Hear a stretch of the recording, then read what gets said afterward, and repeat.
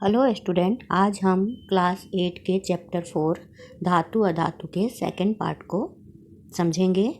First part में हमने देखा कि जो धातु होते हैं वो आघातवर्ध होते हैं, यानी कि उनको पीटने पर उनकी पतली शीट या पत्तर बन जाती है। दूसरा हमने देखा कि धातुओं के तार बनाए जा सकते हैं। तीसरा गुण हमने देखा कि वो बहुत ही हार्ड होते हैं और ये विद्युत और ऊष्मा के सुचालक होते हैं। इसके अलावा हमने देखा कि उनको पीटने पर एक रिंगिंग साउंड निकलती है। तो ये सारे धातु के फिजिकल प्रॉपर्टी यानी कि भौतिक गुण हैं।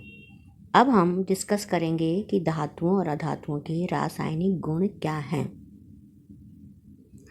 सबसे पहले हम देखेंगे ऑक्सीजन से अभिक्रिया। धातु जो हैं वो ऑक्सीजन से अभिक्रिया करके क्या बनाते हैं। आप आयरन में जंग लगने की परिघटना से परिचित हैं। जंग बनने की अभिक्रिया का स्मरण करिए। तो जंग कैसे बनता है और कैसे इसका फॉर्मेशन होता है। इसके अलावा मैग्नीशियम रिबन को जो हम जलाते हैं हवा में, तो उससे क्या बनता है। इन दोनों ही प्रक्रम में ऑक्साइड बनता है, यानी जंग जो होता है वो भी ऑक्साइड होता है, वो लोहे का ऑक्साइड होता है। और मैग्नीशियम रिबन जब हम जलाते हैं तो वो भी ऑक्साइड होता है मैग्नीशियम का। अब एक दोनों के लिए समीकरण दिया हुआ है, देखिए। पहला है Fe+O2 + H2, है ना। आयरन, Fe यानी आयरन प्लस O2 यानी ऑक्सीजन और जल, इन तीनों के मिलने से जंग बनेगा। अब इसके समीकरण को हम पूरा करते हैं तो ये बनेगा 2Fe2O3 + H2O। देखिए, पहले हम यहाँ लिख देती हूँ मैं 2Fe2O3 और प्लस H2O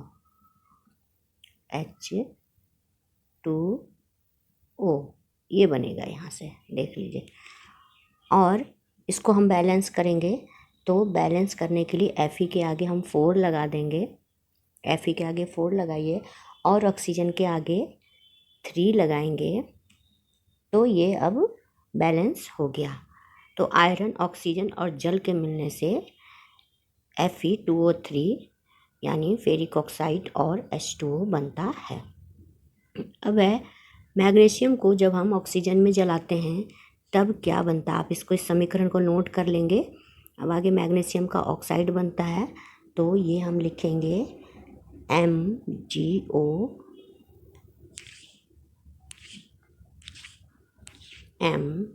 यहाँ लिखेंगे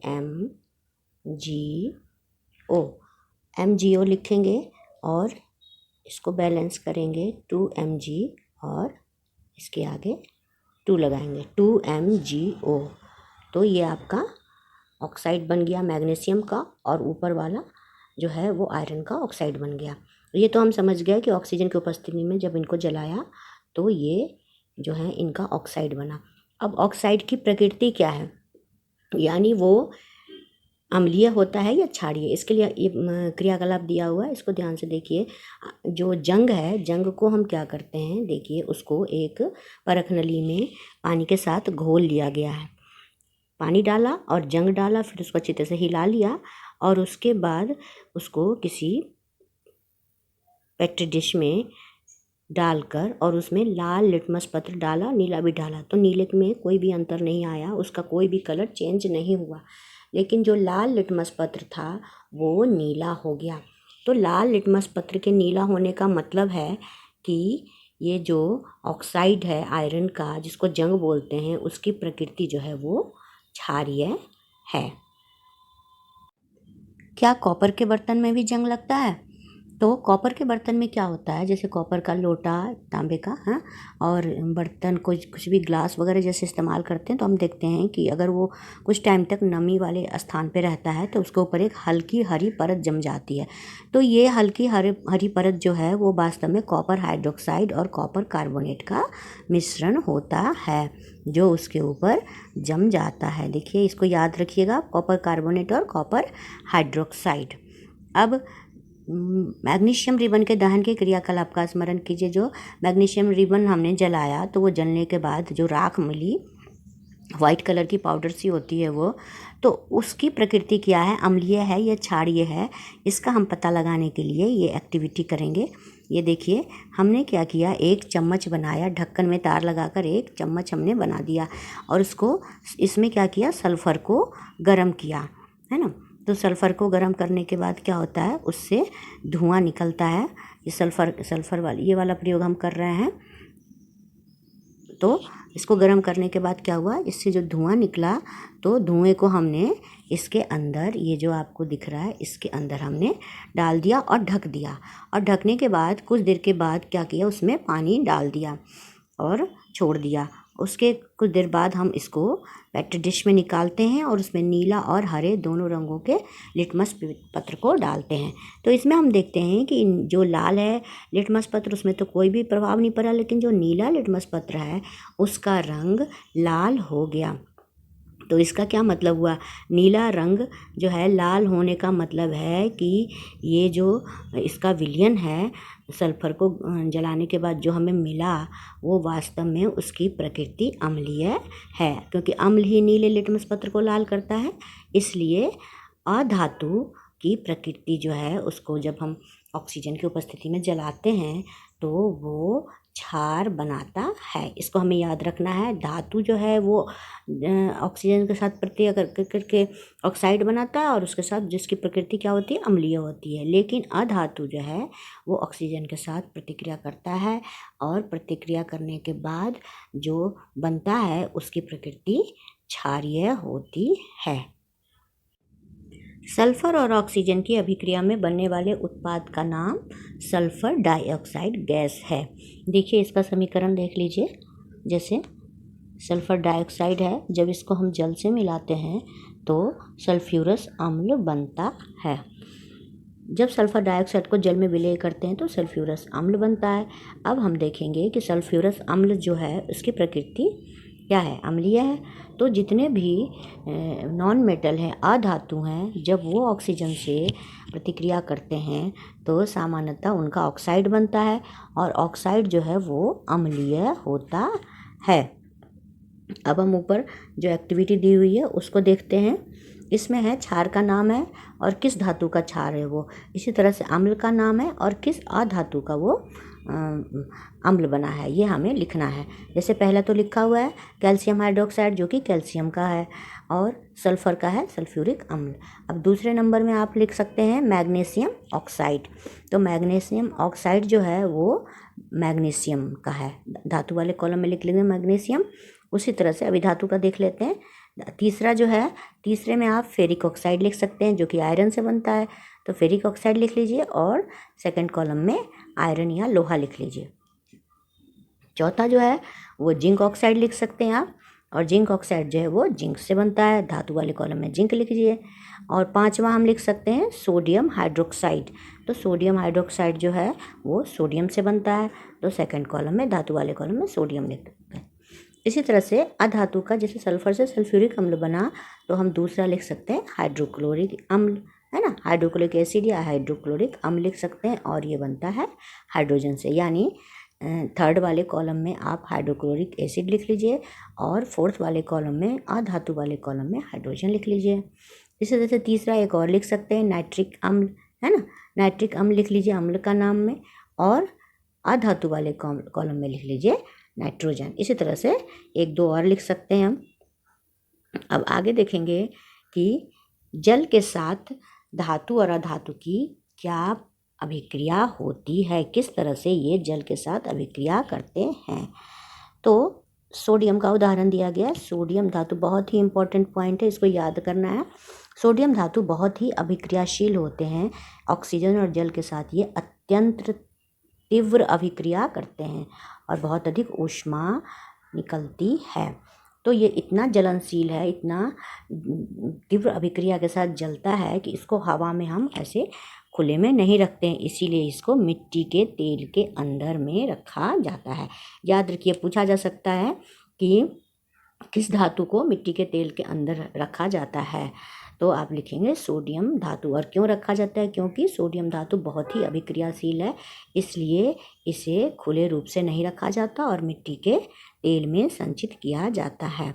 अब इसी का एक प्रयोग है कि एक बीकर में पानी लीजिए और पानी में एक छोटा सा सोडियम धातु का टुकड़ा काट कर डाल दीजिए, है ना। सोडियम धातु का टुकड़ा डालिए और उसके बाद हम देखते हैं कि जो विलयन है उसमें सोडियम बहुत ही तीव्रता के साथ जलता है। देख रहे हैं कैसी तेज लौ आ रही है।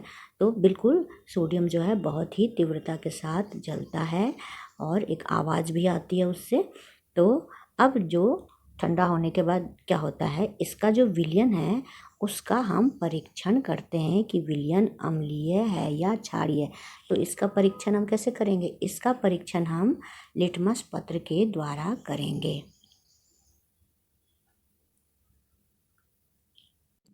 तो हमने देखा कि सोडियम जो है वो जल के साथ बहुत ही तीव्र अभिक्रिया करता है, लेकिन सारे धातु ऐसा नहीं करते। जैसे कि आयरन है वो जल से धीमी अभिक्रिया करता है। तो इस तरह से जो भी धातु हैं वो असल में क्या करते हैं, मेटल के साथ जो वाटर का रिएक्शन होता है, पानी का रिएक्शन होता है, तो पानी में जो H2O होता है उस हाइड्रोजन को वो रिप्लेस कर देते हैं, हटा देते हैं और मेटल का ऑक्साइड बनाते हैं और हाइड्रोजन गैस जो है वो निकलती है। लेकिन इसमें भी कुछ मेटल जैसे कि गोल्ड है, सिल्वर है, प्लेटिनम है, ये सारे अनरिएक्टिव होते हैं। ये जल के साथ ज़्यादा अभिक्रिया नहीं करते हैं। यही कारण है कि इनसे तरह तरह के गहने या सजावट के सामान या सिक्के वगैरह बनाए जाते हैं। और जो नॉन मेटल हैं, अधातु हैं, वो जल के साथ ज़्यादा अभिक्रिया नहीं करते। देखिए लिखा हुआ है अधातु जल के साथ अभिक्रिया नहीं करते हैं, यद्यपि वे वायु में बहुत सक्रिय हो सकते हैं। इसीलिए जो इस तरह के होते हैं, सक्रिय होते हैं, उनको पानी के अंदर रखा जाता है। जैसे कि फास्फोरस है, बहुत ही ज़्यादा रिएक्टिव है, बहुत सक्रिय अधातु है। तो अगर इसको हवा में रख दिया जाए तो वे जो है वो आग पकड़ लेती है, इसीलिए उसको पानी के अंदर रखा जाता है। तो एक क्वेश्चन यहाँ से ये भी हो गया कि फास्फोरस को पानी में क्यों रखा जाता है। तो आपका उत्तर ये होगा कि फास्फोरस जो है वो बहुत ज़्यादा सक्रिय अधातु है और अगर इसको खुली वायु में रखेंगे तो यह आग पकड़ लेगी, इसीलिए इसको पानी के अंदर रखा जाता है। अब आगे देखते हैं हम अम्लों से क्या अभिक्रिया होती है। जो एसिड है उनसे क्या अभिक्रिया होती है। तो हम क्या करेंगे, कुछ जो धातु या अधातु हैं उनको 4-5 परख नली में हम रख देंगे, जैसे कि ABCDEF है ना। और सारी परख नली में तनु हाइड्रोक्लोरिक अम्ल डालेंगे, है ना, ये देखने के लिए कि अम्ल की इस पर क्या प्रतिक्रिया होती है। कुछ तो ठंडा है तो ठंडे में ही अभिक्रिया करेगा, कुछ ठंडा नहीं है तो उसको गर्म कर देंगे। और उसके बाद क्या करेंगे कि इसके पास माचिस की तीली ले जाएंगे, है ना। माचिस की तीली क्यों ले जाएंगे? क्योंकि हम देखेंगे कि जब हमने हाइड्रोक्लोरिक अम्ल इस पर डाला है तो गैस बन रही है, वो गैस कौन सी है।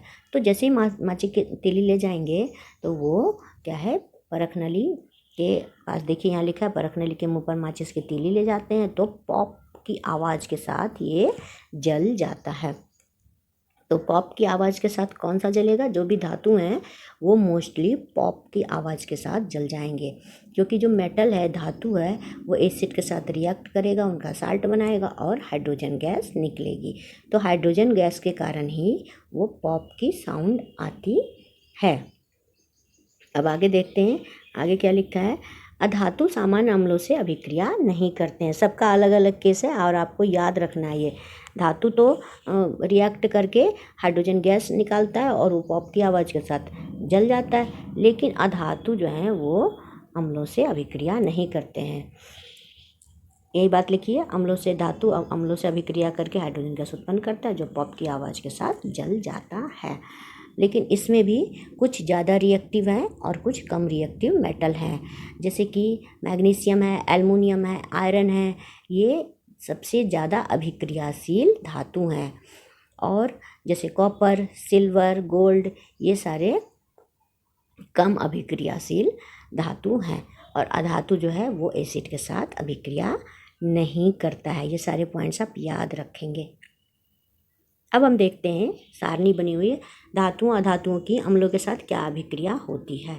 तो अब हम इस सारणी को अच्छी तरह से समझेंगे। पहला है मैग्नीशियम। मैग्नीशियम जो है वो तनु हाइड्रोक्लोरिक अम्ल से क्या अभिक्रिया करता है, और सामान्य ताप पर गर्म करने पर, सामान्य ताप पर गर्म कर, तो मैग्नीशियम रिबन जो है वो तनु हाइड्रोक्लोरिक अम्ल के साथ कोई अभिक्रिया नहीं करता। इसमें आप लिख देंगे ये बात, कोई अभिक्रिया नहीं करता। दूसरा है एल्युमिनियम फॉइल, जिसको बोलते हैं, जिसमें हम खाना लपेट कर ले जाते हैं, एल्युमिनियम पन्नी। तो ये जो है रिएक्ट करता है तनु हाइड्रोक्लोरिक अम्ल के साथ और रिएक्ट करके हाइड्रोजन गैस बनाता है ना। यहाँ पर ये लिखेंगे हाइड्रोजन गैस बनाता है, और ये कोई अभिक्रिया नहीं करता है। क्रॉस मार दीजिए, इनमें कोई अभिक्रिया नहीं करता। अब है तीसरा कॉपर छीलन, है ना, छीला हुआ जो तार होता है कॉपर का, तो ये भी क्या करता है, जो तनु हाइड्रोक्लोरिक अम्ल है इससे कोई अभिक्रिया नहीं करता है। लेकिन जो तनु सल्फ्यूरिक अम्ल है इससे अभिक्रिया करता है और हाइड्रोजन गैस बनाता है ना, H2 हाइड्रोजन गैस बनाता है। अब है लकड़ी का कोयला। तो लकड़ी का कोयला क्या करेगा, कोई भी अभिक्रिया नहीं करता है ना, इस समय क्रॉस मार दीजिए। उसी तरह से आगे है सल्फर चूर्ण, तो ये भी कोई अभिक्रिया नहीं करता है ना, आप इस समय क्रॉस मार दीजिए। इस तरह से आप इस एक्टिविटी को पूरा करेंगे। अब है क्षार के साथ अभिक्रिया, है ना, क्षार के साथ इसकी क्या अभिक्रिया होती है इसको समझ लेते हैं। तो सोडियम हाइड्रोक्साइड विलयन बनाते हैं पहले, है ना। सोडियम हाइड्रोक्साइड एक क्षार है, तो इसका विलयन बनाते हैं। इसके लिए सोडियम हाइड्रोक्साइड की जो टिकिया है उसको हम ताज़ा विलयन बनाते हैं, उसको पानी में घोलते हैं, है ना। टिकिया को पानी में घोलेंगे तो सोडियम हाइड्रोक्साइड क्षार का विलयन बन जाएगा। इसमें एक एल्युमिनियम की पन्नी का टुकड़ा, और एल्युमिनियम जो है वो क्या है, अधातु है, तो क्षार में अधातु को हम डालते हैं। फिर थोड़ी देर बाद देखते हैं कि ये जो माचिस एक जलाकर उसके मुंह के पास ले जाते हैं तो पॉप की आवाज़ आती है। पॉप की आवाज़ जो है वो बताती है कि यहाँ पर हाइड्रोजन गैस है। तो इसका मतलब क्या है कि मेटल या धातु जो होता है वो क्षार के साथ अभिक्रिया करके उनका साल्ट बनाता है और हाइड्रोजन गैस निकलती है। जहाँ भी आपकी पॉप की आवाज़ है तो वो हाइड्रोजन गैस निकलेगी, इसका ध्यान रखिए। और इस तरह से यही बात, यही समरी आती है, धातु सोडियम हाइड्रोक्साइड अभिक्रिया करके हाइड्रोजन गैस उत्पन्न करती है। अधातुओं की क्षार से अभिक्रियाएँ जटिल हैं। अधातु की क्षार से अभिक्रियाएँ इस क्लास में आपको नहीं पढ़ना, वो आगे पढ़ जाएगी। अब बहुत इंपॉर्टेंट है एक विस्थापन अभिक्रिया, है ना। विस्थापन मतलब हटा देना, विस्थापन किसी को विस्थापित करते हैं या हटा देते हैं। अब इसमें देखिए क्या होगा, कॉपर सल्फेट और आयरन के मध्य अभिक्रिया वाले क्रियाकलाप को करिए। इसमें आपको ये समझना है कि ज़्यादा रिएक्टिव या ज़्यादा अभिक्रियाशील जो धातु होंगे वो कम अभिक्रियाशील धातु को हटा देंगे, है ना। इसके लिए 100 मिली के 5 बीकर लीजिए और ABCDE चिन्हित कर लीजिए, ठीक है।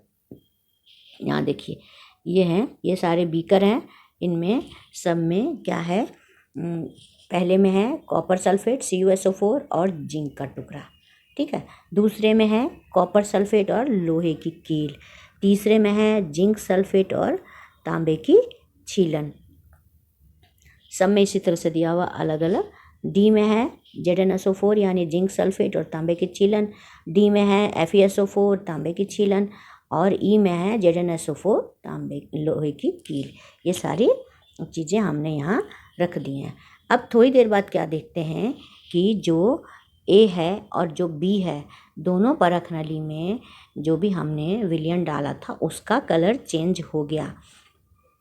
जो कॉपर सल्फेट था उसका कलर जो पहले ब्लूइश था वो कैसा हो गया, डार्क कलर का हो गया। तो इसी तरह से दूसरा जो था वो उसमें कॉपर सल्फेट था जिसमें हमने लोहे की कील डाली थी, उसका भी कलर जो है ग्रीन हो गया, ब्लू से ग्रीन हो गया, और बाकियों में कोई अंतर नहीं आया। तो इसका कारण समझिए। अब जो पहले में कॉपर सल्फेट है, कॉपर सल्फेट कम अभिक्रियाशील है, ये कम अभिक्रियाशील है, और जिंक जो है वो ज़्यादा अभिक्रियाशील है। तो इसीलिए क्या होता है, जिंक क्या करता है, कॉपर को हटा देता है और उसकी जगह खुद आ जाता है। तो जब ये जिंक हट आ गया और कॉपर हट गया तो ये बन गया ZnSO4, जो कि यहाँ लिखा हुआ है। समझ में आ रहा है आपको? तो इस तरीके से ये इसका कलर चेंज हो गया और कॉपर सल्फेट की जगह जिंक ZnSO4 बन गया, जिंक सल्फेट बन गया। बी में भी यही हुआ। ये जो है CuSO4 है वो कम अभिक्रियाशील है और लोहा जो है वो ज़्यादा अभिक्रियाशील है। तो ज़्यादा वाला कम को हटा देता है। तो Fe जो है वो CuSO4 से Cu को हटा देता है और उसकी जगह पर खुद आ जाता है। तो बन जाता है FeSO4 और Cu अलग हो जाता है। तो यहाँ भी यही देखिए, यहाँ से क्या हो गया, ये FeSO4 बन गया, यहाँ जिस तरह से ZnSO4 बना था, और इसका कलर चेंज हो गया, ब्लू से नीले से हरा हो गया। लेकिन बाकियों में कोई चेंज नहीं आ रहा। ये समझने की बात है, बाकियों में कोई चेंज क्यों नहीं आ रहा, क्योंकि सी जो है उसमें जिंक सल्फेट है और उसके साथ तांबे की छीलन है। तो तांबा जो है जिंक से कम अभिक्रियाशील है। तो जब कम अभिक्रियाशील है तो ये जिंक को Zn को नहीं हटा सकता। तो यहाँ पर विस्थापन की क्रिया नहीं होगी, विस्थापन अभिक्रिया नहीं होगी। इसलिए इसका जो है कलर बिल्कुल भी चेंज नहीं हुआ। इसी तरह से डी में देखिए कि आयरन सल्फेट है ना, FeSO4 है और इसके साथ तांबा है। तो यहाँ पर भी Fe जो है आयरन जो है वो ज़्यादा अभिक्रियाशील है और कॉपर कम है, इसलिए कॉपर आयरन को नहीं हटा सकता। इसलिए यहाँ पर कोई भी चेंज नहीं हुआ और ये जैसा था वैसा ही रहा। अब लास्ट वाला है जिंक सल्फेट और लोहे की कील। तो यहाँ भी यही है कि जिंक जो है वो ज़्यादा रिएक्टिव है और ये लेस रिएक्टिव है। तो लेस रिएक्टिव है, कम अभिक्रियाशील है, तो ये इसका कुछ भी नहीं बिगाड़ सकता, उसको विस्थापित नहीं कर सकता। तो जैसा हमने सॉल्यूशन डाला था बिल्कुल वैसा ही है। तो इन तीनों में कोई चेंज नहीं हुआ और इन दोनों में ZnSO4 FeSO4 बन गया। तो इस तरह से हमें ये भी याद रखना है कि जो ज़्यादा अभिक्रियाशील तत्व हैं, एलिमेंट हैं, वो कम अभिक्रियाशील को हटाकर उसकी जगह ले लेते हैं। इसको बोलते हैं विस्थापन अभिक्रिया। अभी जो मैंने पहले आपको बताया वही बातें यहाँ लिखी हुई हैं कि CuSO4 जो है वो Zn के साथ मिलता है तो Cu को हटा करके ZnSO4 बना देता है ना, और इसका कलर भी चेंज हो जाता है। जो कॉपर सल्फेट था वो नीले रंग का था और बाद में ZnSO4 जो है वो रंगहीन हो जाता है। ये सारी बातें वही है जो मैंने आपको भी समझाई है कि जो ज़्यादा अभिक्रियाशील तत्व हैं वो कम अभिक्रियाशील तत्व को हटा देंगे। तो यही बात यहाँ लिखिए, कम अभिक्रियाशील धातु को विस्थापित कर देते हैं एक अधिक अभिक्रियाशील धातु, है ना, किंतु कम अभिक्रियाशील धातु अधिक अभिक्रियाशील धातु को हटा नहीं सकती। प्रतिस्थापित करने का मतलब है हटाना। इसीलिए 2 बीकर में तो कलर चेंज हुआ लेकिन बाकी बीकर में कुछ भी नहीं हुआ। अब है धातुओं और धातुओं के उपयोग। तो धातु और धातु का क्या इस्तेमाल होता है, पहला हम देखेंगे कि अधातु जो है हमारे जीवन के लिए आवश्यक है। इससे पहले हम देखते हैं कि धातुओं का क्या उपयोग है। तो धातु जो है उसका उपयोग चूँकि हार्ड होता है, बहुत ही कठोर होता है, इसलिए मशीन बनाने में इस्तेमाल करते हैं। मोटर गाड़ी, वायुयान, रेलगाड़ी, उपग्रह, साजो सामान, है ना, बॉयलर, ये सारा बनाने में हम इसका इस्तेमाल करते हैं। तो किंतु जो अधातु हैं उनका देखिए क्या होता है।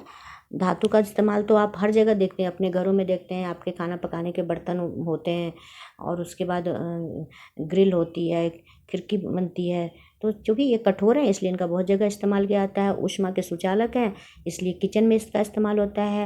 विद्युत के सुचालक हैं इसलिए बिजली के तार बनाने में इस्तेमाल होता है। तो बहुत तरह से धातुओं का हम अपने दैनिक जीवन में इस्तेमाल करते हैं। अधातु का समझिए कि अधातु जो है वो हमारे जीवन के लिए आवश्यक है, क्योंकि श्वसन क्रिया में क्या करते हैं, हम ऑक्सीजन लेते हैं। तो सांस लेने में ऑक्सीजन जो है हमारी प्राण वायु है, तो ये तो सबसे ज़्यादा ज़रूरी है। अधातु का दूसरा है कि इसका उपयोग जो है उर्वरक यानी फर्टिलाइज़र बनाने में इस्तेमाल होता है ना, फास्फोरस है ना, फॉस्फेट के रूप में इस्तेमाल करते हैं। इसी तरह से नाइट्रोजन भी फर्टिलाइज़र है, तो उर्वरक के रूप में पौधे की वृद्धि के लिए बहुत ज़रूरी है और इसका इस्तेमाल किया जाता है।